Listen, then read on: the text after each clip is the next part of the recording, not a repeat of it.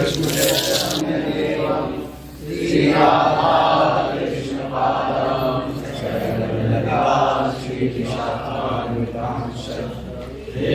कृष्ण करुणा सिंधु दीनबंधु जगत्पते गोपेश गोपिका कांत राधा नमोस्तुते तप्त कांचन गौरांगी राधे वृंदावनेश्वरी वृषभानुसुते देवी प्रणमामि हरिप्रिये वाञ्छाकल्पतरुभ्यश्च कृपा सिन्धुभ्येव च पतितानां पावनेभ्यो वैष्णवेभ्यो नमो नमः।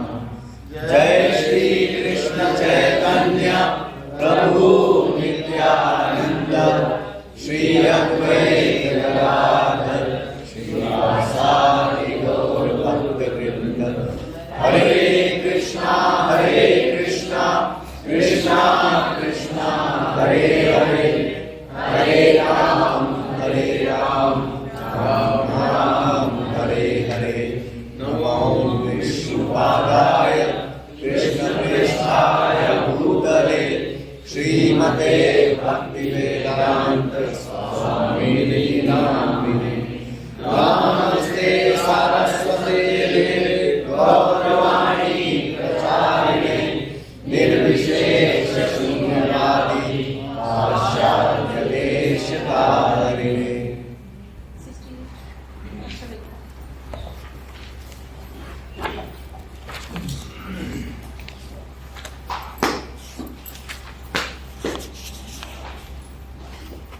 कौन सा है अर्चा विग्रह की सेवा? जी।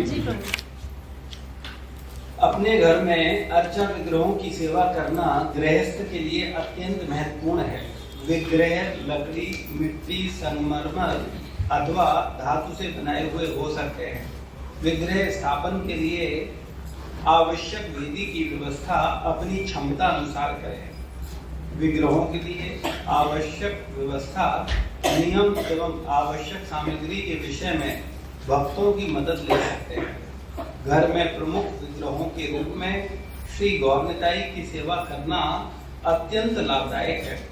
श्री राधा कृष्ण के विग्रहों की सेवा करने के लिए गुरु महाराज अथवा वरिष्ठ भक्तों की अनुमति लेना आवश्यक है। योग वेदी का अर्थ है गुरु, परम गुरु, गौरनिताई, पंचतत्व तथा श्री राधा कृष्ण। इस प्रकार की कोई अपेक्षा नहीं की जाती कि मंदिर में स्थापित विग्रहों की सेवा के अनुसार ही घर के विग्रहों की भी पूजा सेवा की जाए। फिर भी सभी को अपनी सुविधा तथा परिस्थिति के अनुसार विग्रह सेवा की ओर ध्यान देना चाहिए। मंदिर में आना प्रथम आवश्यक है। ऐसे समय घर के विग्रहों को विश्राम देना चाहिए। कम से कम निम्नलिखित बातों का पालन करना चाहिए। घर में पकाए गए प्रत्येक अन्न पदार्थ को विग्रहों को अर्पित करें। ऐसा बताया गया है कि कम से कम 2 बार आरती करनी चाहिए, प्रातःकाल एवं सायंकाल कीर्तन के साथ। आरती से पहले भोग अर्पित करें।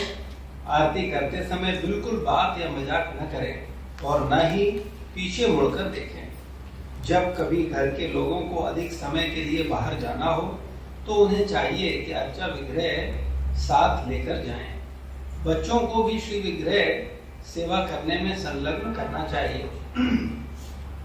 विग्रहों की देखभाल करना, उनके लिए भोग बनाना, उन्हें भोग अर्पित करना, वस्त्र एवं आभूषण बनाना इत्यादि अत्यंत सुंदर सेवाएं हैं। इन्हें करने से कार्यों की शुद्धि होती है तथा परिवार के सभी लोग इसमें सहभागी हो सकते हैं। तो अर्चा विग्रह प्रत्येक व्यक्ति के घर में होने चाहिए। खास करके जो लोग 16 माला 4 नियम गंभीरता पूर्वक कर रहे हैं, उन सब लोगों को अर्चा विग्रह की सेवा करनी चाहिए। तो मैं पहले तो ये जानना चाहता हूँ आप में से कितने लोगों के यहाँ अर्चा विग्रह नहीं है? ठीक है। और जैसा कि चर्चा है कि हम लोग अपने घरों में गौरनिताई की सेवा को प्रधानता देना चाहिए। तो प्रत्येक व्यक्ति के घर में, प्रत्येक भक्त के घर में गौरनिताई अवश्य होना चाहिए।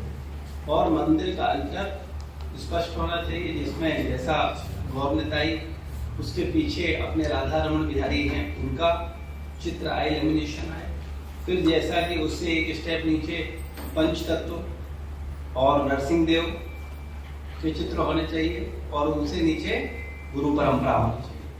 तो इस तरह से हम लोगों को अपने प्रत्येक भक्त के घर में ऐसा अंतर बनाना चाहिए। अन्य देवी देवताओं के विषय में शास्त्र में जो वर्णित है वो ये है कि हम लोगों को अनन्य भक्ति करनी है, तो हम भगवान का स्थान और जैसे मंदिर के अंदर वेदी है ऐसी ही वेदी होनी चाहिए।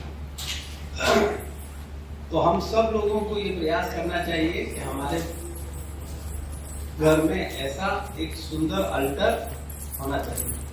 जैसे एक व्यक्ति का ऑफिस होता है तो वो क्या करता है, बहुत सुंदर बनाता है कि नहीं बनाता? क्यों बनाता है ऑफिस सुंदर? क्योंकि उसको लगता है उधर बैठने से उसके पास लक्ष्मी आएगा, है ना? और क्या सोचता है कि उसमें उसे ज्यादा से ज्यादा समय बिताना है ना?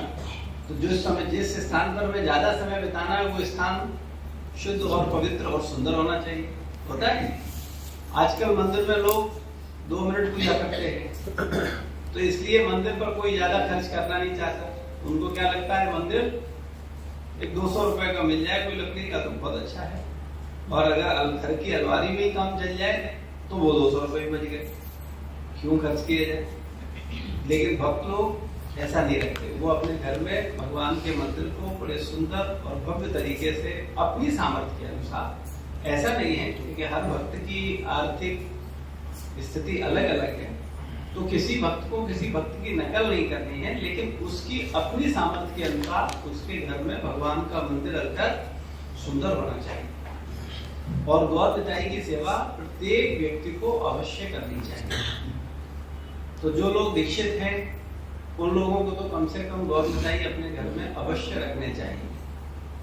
और जो मंदिर के भक्त होते हैं उनको भगवान अंदर अलग रखने का आवश्यकता नहीं है, क्योंकि भगवान ऑलरेडी विराजमान है। या मंदिर के आसपास जो है, जो बहुत नजदीक हैं, उन्हें भी अपने घर में अर्चा विग्रह लाने की आवश्यकता नहीं है, क्योंकि उनके लिए भी अर्चा विग्रह मंदिर के ही, लेकिन जो थोड़े दूर हैं उन लोगों को जरूर अपने पास घर में अर्चा विग्रह रखने चाहिए। तो गौर निताई की सेवा, जैसे हम लोगों के यहाँ घर में लगभग लड्डू गोपाल तो होते ही, तो वो परंपरा से चला आ रहा है तो ठीक है, लेकिन हम लोगों की परंपरा के अनुसार हमारे घर में गौर निताई का स्थान जरूर होना चाहिए। तो जिनके घरों में गौर निताई नहीं है वो जरूर गौर निताई को ला करके और उनकी सेवा को प्रारंभ करें, क्योंकि कलयुग में भगवान गौरांग महाप्रभु से ज्यादा दयालु अवतार कोई और नहीं है, क्योंकि उन्होंने पशुओं तक को क्या दिया है, कृष्ण प्रेम दिया है। और हम लोग कैसी मानसिकता के हैं, पशु। इसको हम लोग अगर ईमानदारी से अपना परीक्षण करेंगे तो हम देख पाएंगे कि सच में हम पशु मानसिकता है। हम मानते नहीं है इसको, हम कई बार बुरा लगता है, अरे हम पशु नहीं, अब तो हम भक्त हो गए हैं, अब तो हम माला कर रहे हैं। लेकिन अगर हम अपनी मानसिकता देखेंगे तो वही हमारी मानसिकता पशु वाली है, तो कोई चांस नहीं है। लेकिन चैतन्य महाप्रभु और नित्यानंद प्रभु की अगर कोई आराधना करेगा और उनकी भक्ति करेगा, उनकी सेवा करेगा, फिर उनके द्वारा दिए हुए जो उनकी लीलाएं हैं, जिनको हम लोग चैतन्य चरितामृत और चैतन्य भागवत, चैतन्य मंगल आदि ग्रंथों में सुनते हैं, उनको पढ़ेंगे तो हमें वास्तविकता में कृष्ण प्रेम का महत्व हम समझ पाएंगे और उसको प्राप्त कर पाएंगे। तो हर घर में गौरांग महाप्रभु की सेवा होनी चाहिए। और जब हम अपने घर में गौरांग महाप्रभु को लाते हैं, गौर निताई को लाते हैं, तो हम लोग उस दिन क्या करते हैं, एक उत्सव मनाते हैं, है ना? जैसे अभी हमारे भक्तों में से पांडे परिवार ने गौर निताई मंगाए, है ना? और वो वहां पर हम लोग सब लोग गए और कीर्तन हुआ, अभिषेक हुआ, और उसके बाद अभी हम जैसे बच्चे का जन्मदिन मनाते हैं वैसे ही हम लोग गौरांग महाप्रभु का, गौर निताई का प्राकट्य उत्सव मनाएंगे। जैसे हम लोगों के लिए राधा रमन बिहारी प्रकट हुए तो इसको हम लोग मनाते हैं ना बसंत पंचमी को। ऐसे ही हमारे घर में, आपके घर में जैसे कोई बालक आता है, कोई बच्चा जन्म लेता है, तो आप उसको बड़े उत्साह के साथ मनाते हो कि नहीं? ठीक है। अब आपके घर में लड्डू गोपाल कब आए थे बताओ? याद नहीं है? किसी को याद? बताओ।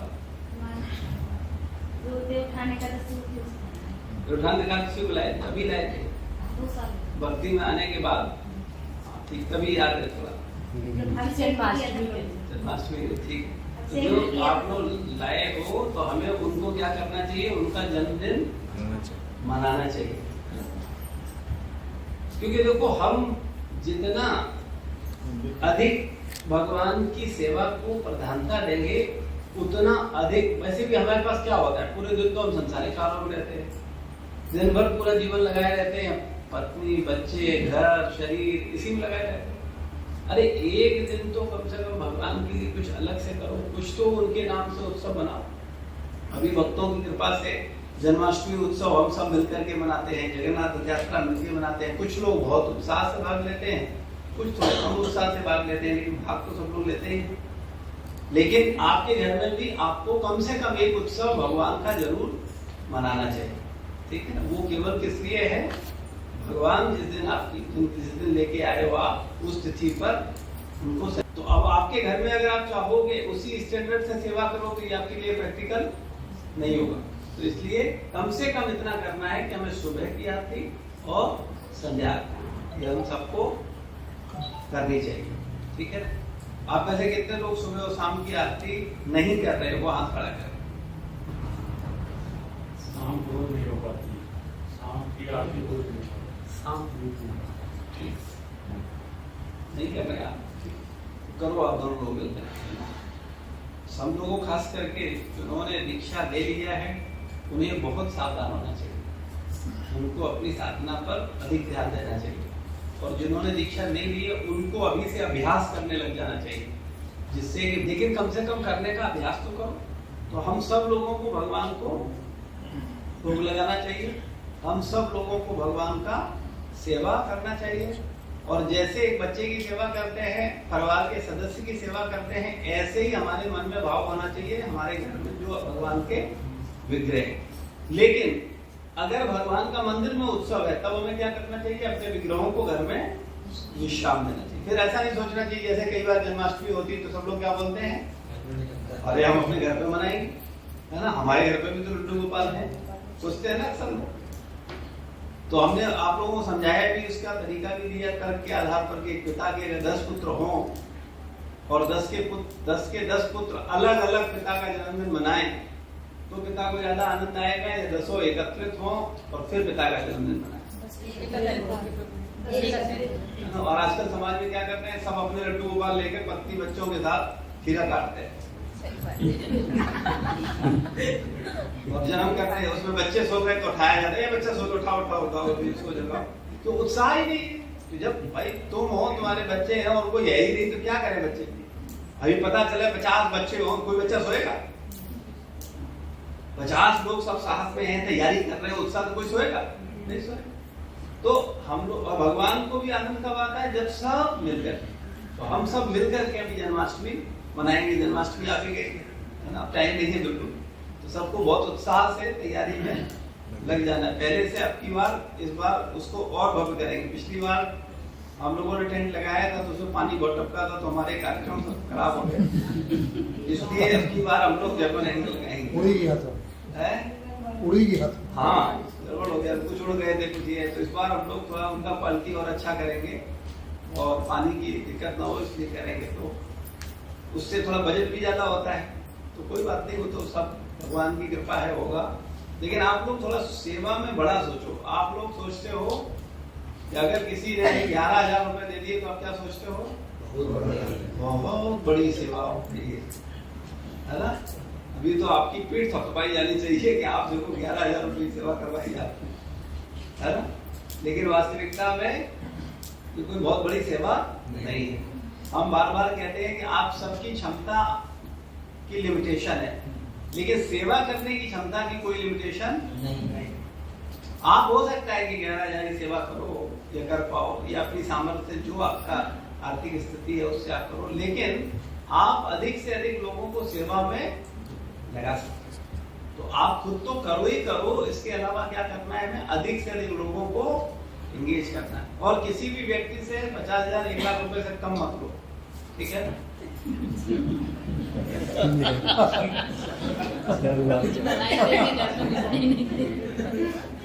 तो सब लोग हाथ में ज्यादा हो गया क्या? हम लोगों को दिल्ली मंदिर में आप देखोगे, बॉम्बे में देखो, बहुत भव्य तरीके से उत्सव मनाते हैं लोग, है ना? और जैसा बजट होता है वैसा खर्चे भी होते हैं, है ना? तो मैं ये नहीं कह रहा कि आप उससे नीचे किसी को लो ही नहीं, लेकिन प्रयास होना चाहिए आपके दिमाग में कि अगर उस स्तर का व्यक्ति है तो उससे 5,000 या 11,000 लेके संतुष्ट मत हो, है ना? और हमने भी देखा है लोगों को, हमारा खुद का अनुभव है। अगर आप किसी के पास जाते हैं और हम कहते हैं उससे भाई जन्माष्टमी है आप सेवा करो, तो वो पर्चा देखता है और सबसे कम वाला देखता है। देखा है आप लोगों ने? तो ये वाली सेवा हम कर लेते हैं, है ना? लेकिन आप उसे ऑप्शन ही मत दो, उससे सीधा कहो कि जर्मन हैंगर आप लगवा दो। तो जब आप किसी व्यक्ति को 5 लाख बोलोगे तब वो कितना कम करेगा बेचारा? 12वीं करते करते कितना नीचे आएगा, है ना? लेकिन उस स्तर का व्यक्ति भी होना चाहिए। अब ऐसा ना हो कि जिसकी स्थिति नहीं आप उससे कहो कि तुम जर्मन हैंगर लगवाओ, तो ऐसा ठीक नहीं है। हम लोगों को मिलकर के प्रयास करना है कैसे ज्यादा से ज्यादा लोगों को हम लोग इंगेज करें और कैसे ज्यादा से ज्यादा लोग साथ आकर के हम अपने उत्सवों को भव्य करें। आप देखते हो कोई भी उत्सव होता है, जितना विशाल होता है उतना आनंद कम होता है कि ज्यादा होता है? अगर रथ यात्रा में 100 लोग होते तब आनंद था कि 10,000 थे तब आनंद? जितने ज्यादा लोग साथ होते हैं उतना उत्साह बढ़ता है। और हम लोगों को फंड्स भी लाने चाहिए और लाने के साथ साथ सेवाएं भी खूब खुल के करनी चाहिए। किसी को प्रसाद कम ना पड़े, 1,00,000, 1.5 लाख, 2 लाख जितने हो सबको भोजन बनाओ। लेकिन जब भोजन की बात है सब कहें हाँ पूजा है, विचार बहुत अच्छा है, लेकिन 1,00,000 रुपए का भोजन 1,00,000 लोगों को भोजन बनेगा, उसके लिए फंड बोले वो आप लाओ। तो हम खिलाएंगे, हम तैयार है इसके लिए। होता है इस बार, लेकिन भोजन व्यवस्था बहुत सही थी। हाँ, इस बार पहले कभी धीरे धीरे देखो, जैसे जैसे आप सब लोग सेवाओं की जिम्मेदारी ले रहे हो वैसे वैसे चीजें और अच्छी हो रही है, और आप और जिम्मेदारी लोगे तो और अच्छी होगी। लेकिन जिम्मेदारी कौन लेगा? आपको लेनी होगी। आप जितनी जिम्मेदारी से सेवा करोगे, पहले से आओ, पहले से इन्वॉल्व हो, पहले से सारी चीजें करो, तब वो चीजें अच्छी होंगी। अगर आप एंड मौके पे आओ, कुछ भक्तों को आप देखना, बोलने की जरूरत नहीं है, लेकिन कुछ को देखोगे वो एंड टाइम में देखेंगे और वो कहीं सेवा में नहीं जाएंगे, वो अन्य प्रमुख सेवाओं में दिखेंगे और कहीं देखेंगे। तो ये बहुत अच्छा भाव नहीं है। हमें प्रयास करना चाहिए। ये आयोजन हो रहा है, कैसे हो रहा है? ज्यादातर लोग देखो तो हो ही जाएगा, हम करें नहीं करें क्या? बिल्कुल सही बात है। मैं आप सबको बोलता हूँ, कोई भी कार्य ऐसा नहीं है जो नहीं होगा, होना तो सब है, लेकिन करोगे तो योगदान आपका भी जुड़ेगा। मैं हमेशा एक बात बोलता हूँ, इस पर थोड़ा विचार करना। आज मैंने शायद भेजा भी था हरे कृष्ण दान के ऊपर, मुझे बड़ा अच्छा कोट मिला शास्त्र से, तो मैंने आप लोगों को भेजा भी था। आप में से कितने लोग भिखारी होना चाहते हैं? कोई चाहता है? जितना है उससे ज्यादा होना चाहिए कि नहीं होना चाहिए? लेकिन स्वभाव नहीं। आप देखो, कभी भी देखो, मैंने देखा है, क्योंकि सूक्ष्म शरीर हमारा वही रहता है, मानते हो आप? आज हम जिस स्थिति पे हैं, इसका मतलब मेरा मन बुद्धि अहंकार पिछले वाला है। पिछले बार में ऐसी होशियारी करते थे, तो इस धर्म में हमें कुछ ज्यादा कुछ मिला नहीं। बड़े छोटे से घर में रहते हैं, बड़े छोटी सी सैलरी होती है, जैसे तैसे खींच करोड़ के जीवन कट जाता है, ठीक है? और इसके विपरीत आप देखते हो कुछ लोग जिनके पास बहुत व्यवस्था होती है और वो लोग खुल के खर्च भी करते हैं। आप देखो उनके स्वभाव, आप देखोगे ऐसे लोगों को जो संपन्न है ना, उन संपन्न लोगों को आप देखो, वो खुल करके दान भी देते हैं। अब आप कहोगे अरे उनके पास इतना है इसलिए दान देते हैं। तुम्हारे पास जितना है तुम उतना करो। तुम हम जब उतना ही नहीं करते हैं तो फिर हमें वो भी नहीं मिलता। भगवान को ज्यादा कम से मतलब नहीं है। भगवान क्या देखते हैं? मेरे लिए कुछ कर रहा है, रेशियो देखते हैं कि मेरे लिए कुछ कर रहा नहीं, वो रेशियो देखते हैं। है ना, अनुपात देखते हैं। एक व्यक्ति का इनकम 1 लाख रुपए है तो वो क्या सेवा करेगा? 10,000 करेगा, ठीक है। और एक व्यक्ति का इनकम 10,000 रुपए है तो वो 1,000 सेवा करेगा। तो 1,000 10,000 में अंतर है? कोई अंतर नहीं। हमारी नजर में अंतर है, लेकिन भगवान की नजर में नहीं। कोई अंतर नहीं, गुरु की नजर में कोई अंतर नहीं, वो एक ही सेवा है, उसे रंच मानकर, और हमें भी परिणाम उसी स्तर से मिलेगा। तो हम कई बार आप लोगों को बोलते हैं कि मान लो बहुत कंजूस हो, कंजूसी में कथा भी सुनाई थी एक बार, कई रियल स्टोरियां हैं जो कि दान देने के पीछे बड़े खड़े हो जाते हैं, उनको बड़ी घबराहट हो जाती है कोई हमसे दान मांगने ना आ जाए। तो ऐसे लोगों को कम से कम अपनी जितना कम मन करे उतना तो खुद करो ही, लेकिन करवाने में जरूर लग जाना चाहिए, उसमें तो कोई मुश्किल नहीं। लेकिन तुम करवाओगे तो तुम उसमें शामिल हो रहे हो कि नहीं हो रहे हो? भाई भगवान को मान लो तुमने अपनी जेब से तो 2,000 रुपया किया, लेकिन 4 लाख तुमने दूसरे को प्रेरित करके भगवान की सेवा में लाए, तो वो 4 लाख रुपए जो भगवान की सेवा में आया उसका निमित्त कौन बना? वो व्यक्ति तो है ही जिसने दिया। और आप भी निमित्त बने कि नहीं बने कि आपकी वजह से आया? तो जब आप इन्वॉल्व होते हो तो आपको भी उसका परिणाम मिलता है। जैसे पाप के विषय में कहा गया है, कोई बकरा काटता है, बकरे को पालता है। अब पालना तो अच्छी बात कहोगे, कोई खूब खिलाता है उसे, भर भर पेट खिलाता है, तो आप कहोगे तो पुण्य का कार्य है, लेकिन उसका इंटेंशन क्या है? खूब मोटा हो जाए फिर खूब पैसा मिलेगा। तो जो पालता है, काटता है, बेचता है, पकाता है और खाता है, सब पाप के भागीदार है, सबको पाप का फल मिलेगा। आप ये तर्क नहीं कर सकते कि अरे मैंने तो मरा हुआ लिया था, हमने जिंदा खुद बकरा लिया है, तो उसमें मुझे मेरा पाप कहाँ है? वो तो पहले ही मर गया। जिसने काटा पाप उसने किया, हमने तो काटा नहीं, हम तो मरा मराया ला रहे हैं और उसको खा रहे हैं, तो मैं दोषी नहीं। ठीक बात, ऐसी हमारी बुद्धि बोलती है, लेकिन वास्तविकता में हमने खाया, हमने खरीदा, तो हम उसमें इन्वॉल्व हो गए कि नहीं हो गए? तो अगर हम इन्वॉल्व हुए तो हमें उसका पाप मिलेगा कि नहीं मिलेगा?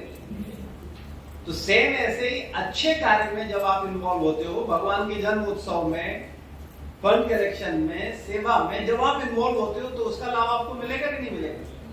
वो मिलेगा ही मिलेगा। लेकिन फिर भी हमारे मन में होता है कुछ प्रत्यक्ष लाभ चाहिए, है ना? तो हम सब संसारी मनोभाव ना जान करके हमने एक पिछली बार रखा था, याद है ना आपको, जो 2 लाख रुपए का सेवा करेगा भगवान के लिए उसको कहाँ ले जाएंगे? धाम यात्रा पर ले जाएंगे, ठीक है। तो यहाँ बोनस भी आध्यात्मिक ही मिलेगा इधर कोई कमीशन वैसा नहीं मिलेगा आपको, आध्यात्मिक ही प्रयास किया जाएगा कि आपका रुचि किसी भी तरह से भगवान की सेवा में बढ़े और आप भगवान की सेवा में कुछ करो। तो भक्तों ने उत्साहपूर्वक भाग लिया, और हालांकि उसको पार करने वाले कितने? 2 ही लोग थे, बस 2 ही थे ना, 2 लोगों ने किया, बकाया लोग नहीं किए ज्यादा। तो खैर, हमारा कहने का मतलब ये है, क्योंकि देखो ये कार्यक्रम आप लोग इतने समय से आ रहे हो, लेकिन अपना मंदिर बन पाना है वो धीरे धीरे चल रहा है। नहीं लग रहा है? कितने लोगों को लग रहा है धीरे धीरे बन रहा है? धीरे धीरे बन रहा है, कितने लोगों को अच्छा लग रहा है?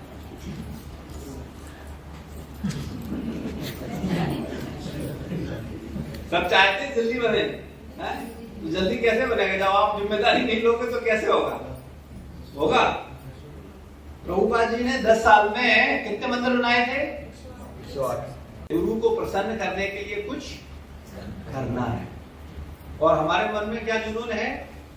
हमें पत्नी और बच्चों को प्रसन्न करने के लिए कुछ है कि नहीं? ये बताओ ईमानदारी से, मेरे मन में क्या जुनून है? छुपाने की जरूरत नहीं, तो मत बताओ, हमें तो पता ही है। हमारे दिमाग में यही जुनून है, कैसे हम बच्चों को खुशी करें, कैसे पत्नी को सुखी करें। गुरु महाराज, आप लोग याद हो जब आए थे और हम सब लोग मिले थे, तो महाराज ने क्या कहा था, याद है आपको? कितने लोगों को याद है? दीक्षित भक्तों को याद है क्या कहा था रामचंद्र? मंदिर के लिए भीख मांगोगे? सब रोड का था। हाँ, और कितने लोग मांग रहे हैं? तीसरा नाम अपराध कर रहे हैं कि नहीं कर रहे हैं? तीसरा नाम अपराध क्या है? गुरु की आदेश सेवा क्या करना? गुरु के आदेशों की अवज्ञा करना। तो महाराज का आदेश है कि नहीं है? वो खाली आदेश मुझे ही नहीं है, मैं तो देखो मांग रहा हूँ, मांगता हूँ नहीं मांगता हूँ, लेकिन आप नहीं मांग रहे हो। तो गुरु तो आपके भी हैं, खाली हमारे गुरु थे क्या?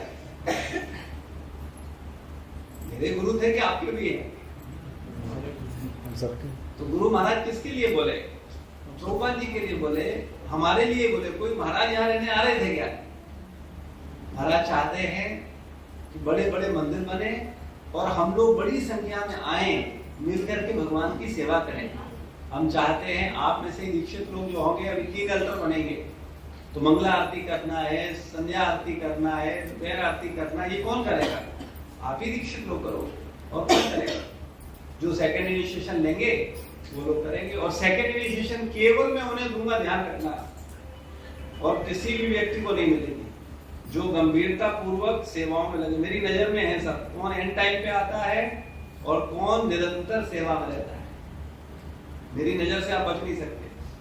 तो जो निरंतर सेवा में है, जो गंभीरता पूर्वक सेवा में लगे हुए हैं, केवल वही पात्र हैं सेकंड इनिशिएशन लेने के, क्योंकि उनका भाव दिख रहा है, उन्हें भगवान की सेवा करनी है। अब हमको करनी नहीं है तो हम सेकंड इनिशिएशन ले करेंगे क्या? बताओ, घर पे बैठे तो घर पे बैठ के अगर आपको करना है तो नाम जब आप कर ही रहे हो। तो हम सब लोगों को क्या करना है? अपनी सेवाओं को और जिम्मेदारी के साथ बढ़ाना है। इनमें कुछ भक्त हैं जो कि बड़े गंभीरता पूर्वक सेवाएं कर रहे हैं, आप सब लोग जानते हो, आप लोगों से छुपा नहीं, ठीक है? तो हमें उन भक्तों को देख करके प्रेरित होना चाहिए, उनसे ईर्ष्या नहीं करनी चाहिए, बल्कि हमें क्या करना चाहिए? खुश होना चाहिए। देखो ये कर रहे हैं, हम भी करें, हम भी ऐसे करेंगे, हम भी इतनी जिम्मेदारी के साथ आएंगे। ये नहीं एंड टाइम पे आके बताओ सेवा, बताओ क्या सेवा, बताओ क्या करना है। दिन भर शरीर और संसार की सेवा, एंड टाइम पे आके बताओ क्या सेवा। तो हम सब लोगों को निरंतर जिम्मेदारी लेना होगा, और उससे क्या होगा? हमारा ही प्रेम बढ़ेगा। तो ये अर्चा विग्रह की जो सेवा है, इसका अभ्यास आप अपने घर से कर सकते हो। कई बार हम सबके मन में बड़ा संदेह होता है कि नहीं होता है? आध्यात्म को लेकर के संदेह मेरे मन में है कि नहीं है? बताओ। आध्यात्मिक विषयों को लेकर के मेरे मन में संदेह है कि नहीं? क्या विचार है? भगवान को लेकर आपके मन में संदेह है कि नहीं?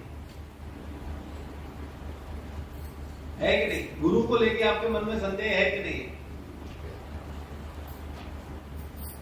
वैष्णवों को लेकर आपके मन में संदेह है कि नहीं? तो आप में से 90% ये सोच रहे होंगे भगवान को लेकर संदेह नहीं, गुरु और वैष्णवों को लेकर संदेह है, लेकिन भगवान को लेकर संदेह नहीं।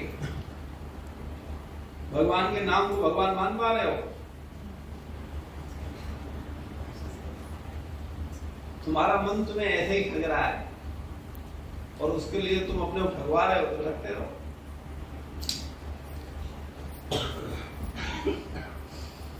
नाम के प्रति हम नाम को नामी से अभिन्न मान पा रहे हैं?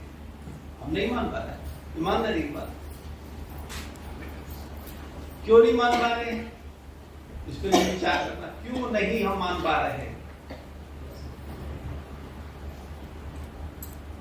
क्योंकि नाम देने वाले पे डाउट कर रहे हैं, गुरु पर श्रद्धा नहीं, तो भगवान में श्रद्धा कहां से हो जाएगी? संभव ही नहीं। ये सेंटेंस आप नोट कर लो। जिस व्यक्ति की आध्यात्मिक गुरु पर श्रद्धा नहीं है, उसकी भगवान पर भी श्रद्धा नहीं होगी। उसी अनुपात में श्रद्धा होगी जिस अनुपात में गुरु पर श्रद्धा होगी, क्योंकि भगवान को देने वाला कौन है? और जब उन पे ही विश्वास नहीं है तो भगवान को विश्वास कहां से हो जाएगा? हो गई। अब कोई जादू नहीं है, यहां बिल्कुल ईमानदारी है। मैं कई बार एक बात बोलता हूं कि आध्यात्मिक जीवन में अगर कोई भ्रष्टाचार करना भी चाहे तो नहीं कर सकता। जैसे मान लो गीता का ज्ञान है या आध्यात्मिक ज्ञान है, कोई कहे कि मैं आपको ये 10 लाख रुपए दे रहा हूं, ये आध्यात्मिक ज्ञान आप मुझे दो, दिया जा सकता है? संभव है? वो 10 करोड़ दे कि अच्छा चलो 10 लाख कम है, 10 करोड़ दे, अब दे दो, दिया जा सकता है? 10 अरब दे, 10 संख दे, कोई इसकी कीमत, कुछ भी दे दे उसे आध्यात्मिक ज्ञान नहीं दिया जा सकता। उसके लिए क्या शर्त है? शरणागति, केवल एक शर्त है।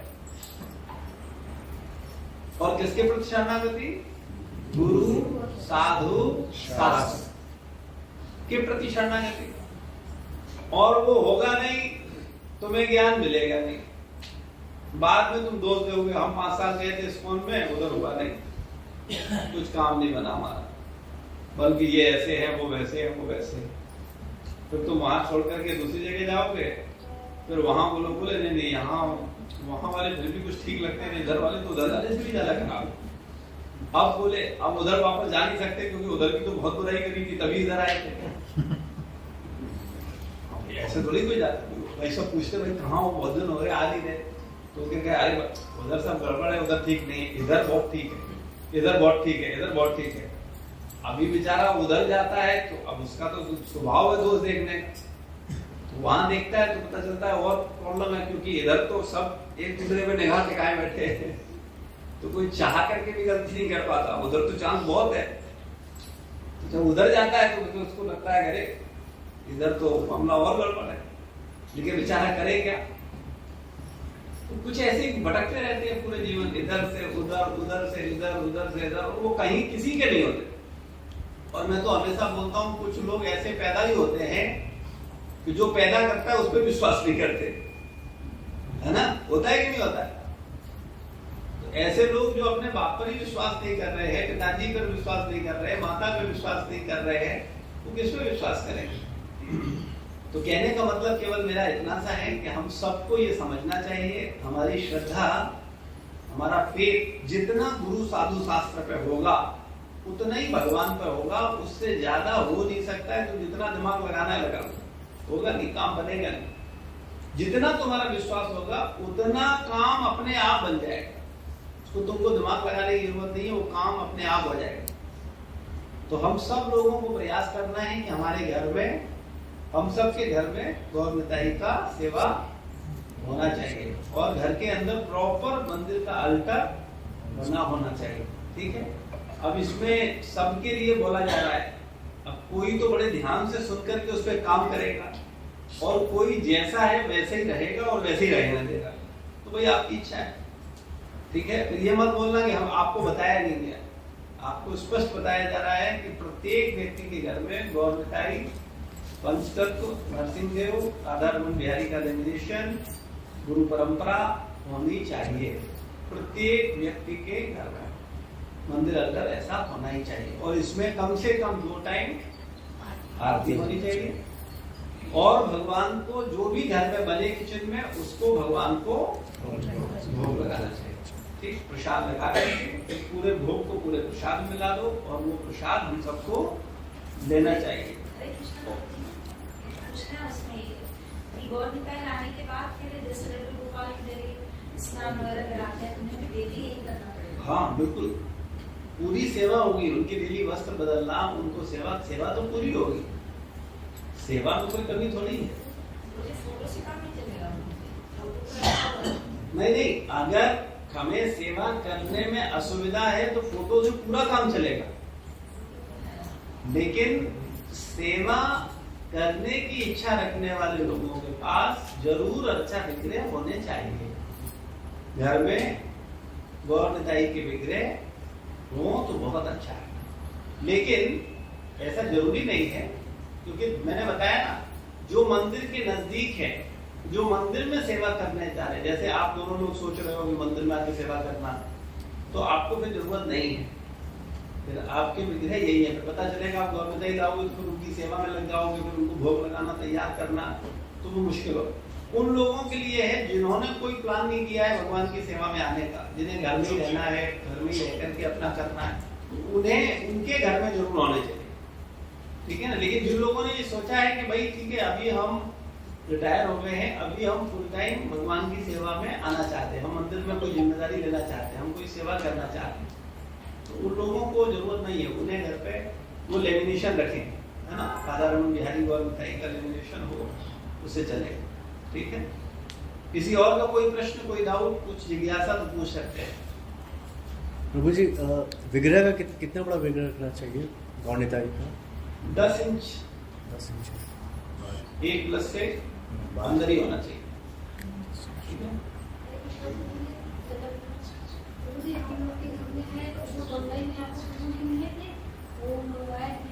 तो हमारे घर में तो काफी सालों से है और अंकल भी वैसे ही वही बना के गए थे, हम लोग वैसी सेवा करते जैसे बताया आपको मिले थे, हमको हाँ, मिले थे, बता रहे थे। तो करके बताया, तो अपने आप हमको गोवर्धन इको विलेज मिले थे, इनके घर में हनुमत जी में और जी। बड़ी बना दी गई।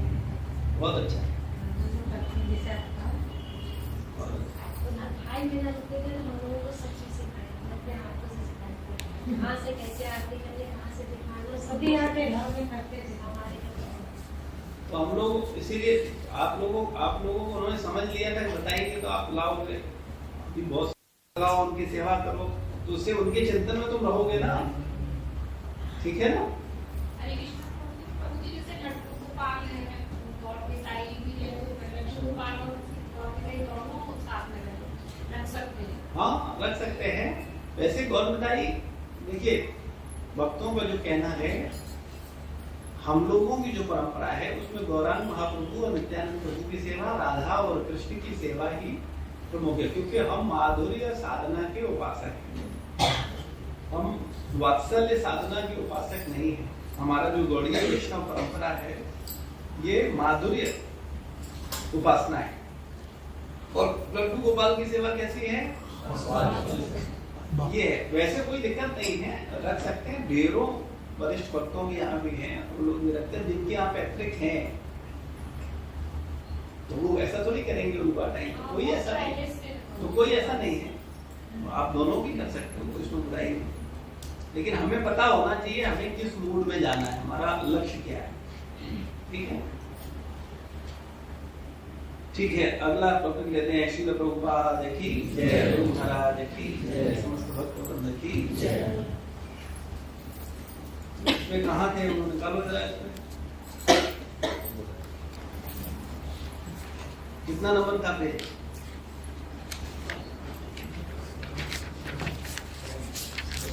नोट किया किसी ने? अरे थोड़ी समय थोड़ा ज्यादा हो गया, लेट हो गए, ठीक ठीक है, 9:15 हो गया, ठीक है, अपने अगली बार धन्यवाद। श्री प्रभुपाद की जय, गुरु महाराज की जय, समस्त भक्तवृंद की जय। अच्छा, अमृतम लोग वो है, वो लाए हो आप?